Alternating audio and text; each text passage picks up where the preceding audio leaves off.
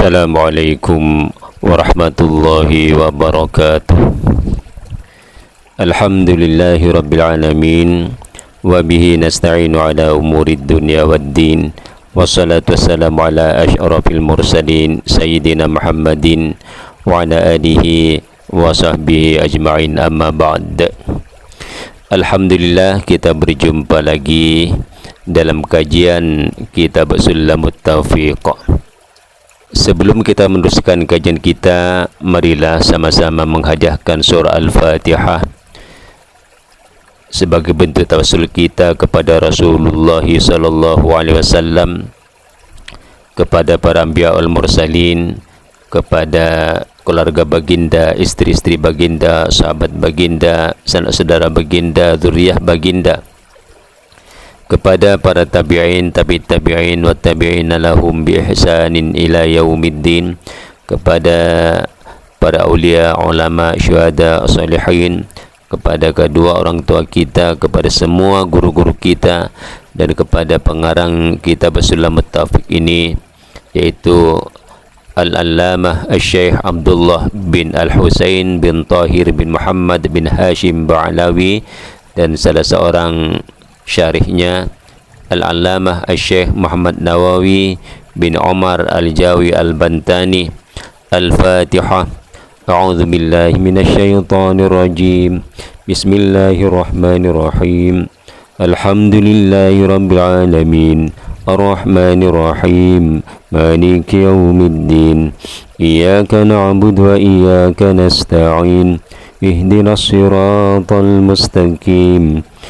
Siratal ladzina an'amta 'alaihim ghairil maghdubi 'alaihim waladdallin. Amin. Kajian kita masih di seputar membahas berkenaan dengan riddah i'tiqadat.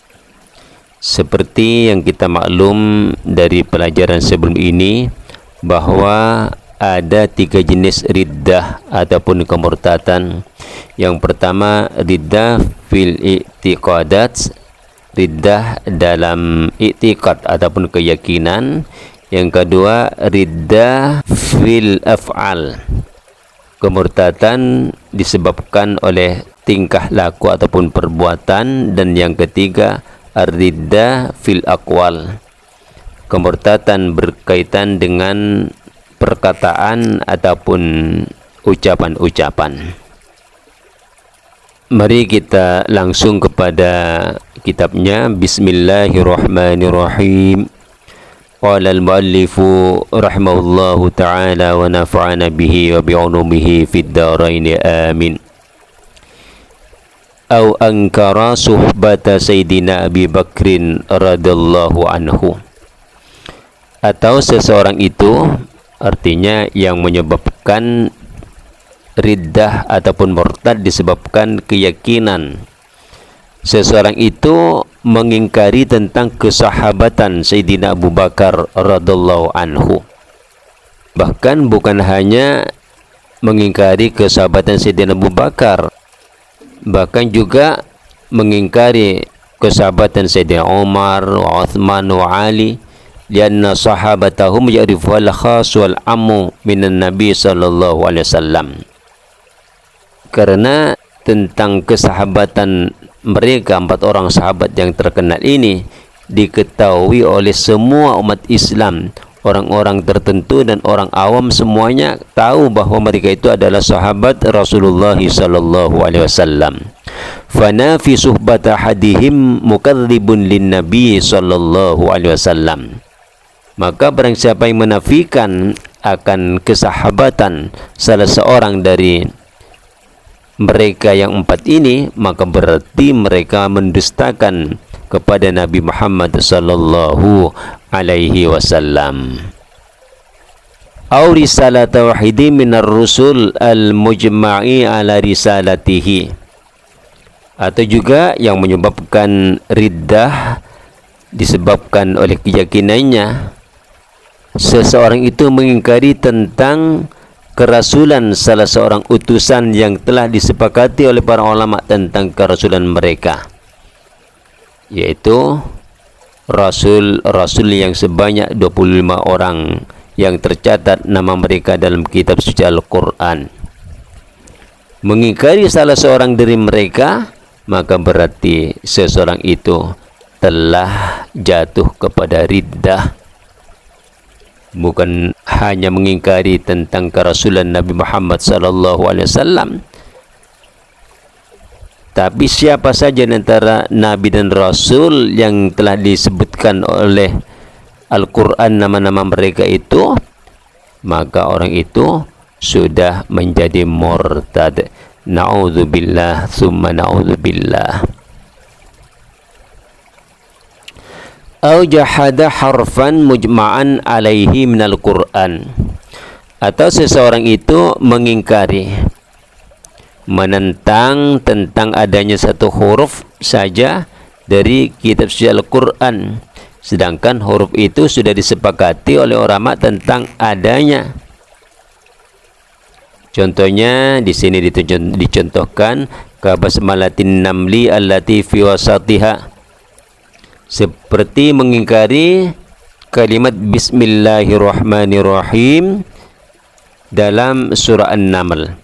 Innahu min Sulaiman wa innahu bismillahirrahmanirrahim alla ta'lu alayya wa'tuni muslimin. Jadi pada ayat tersebut tertulis bismillahirrahmanirrahim, mengingkari bismillah yang ada pada surah An-Naml ini, maka orang itu menjadi murtad.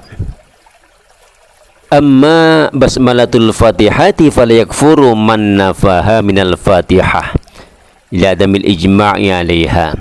Adapun mengingkari bismillahirrahmanirrahim pada surah Al-Fatihah itu, maka siapa yang menafikan atau mengingkari itu tidak menyebabkan dia terkeluar dari Islam, tidak menyebabkan dia kafir.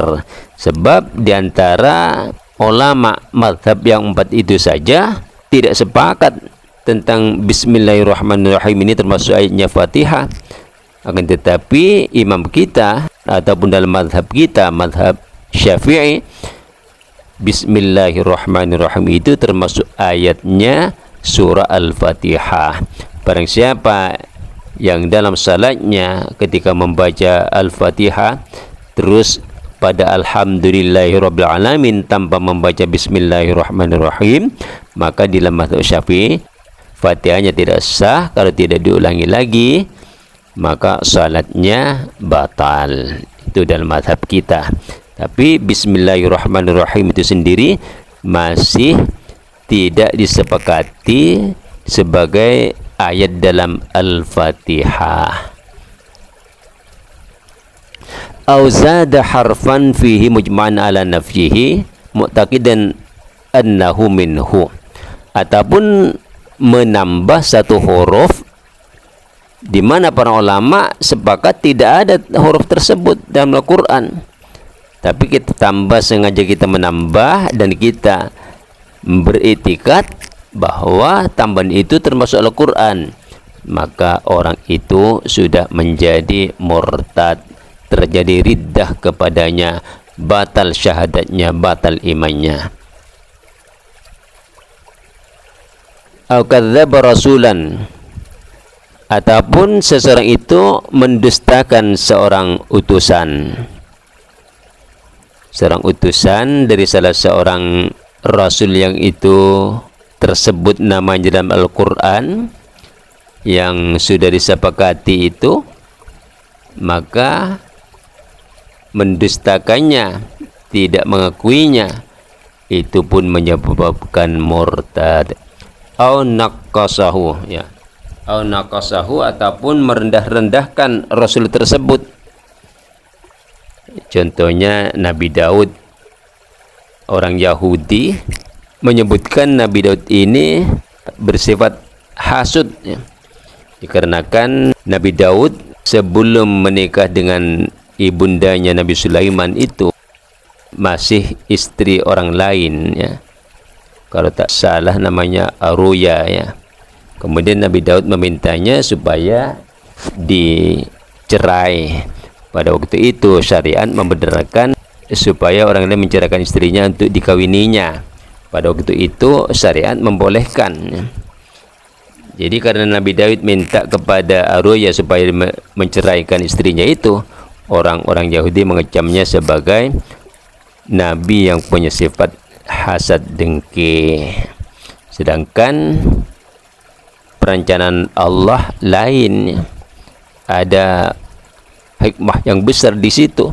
Dengan perkawinan Nabi Daud alaihissalam dengan bekas istri temannya itu, maka lahirlah seorang nabi dan rasul yang hebat, yang luar biasa.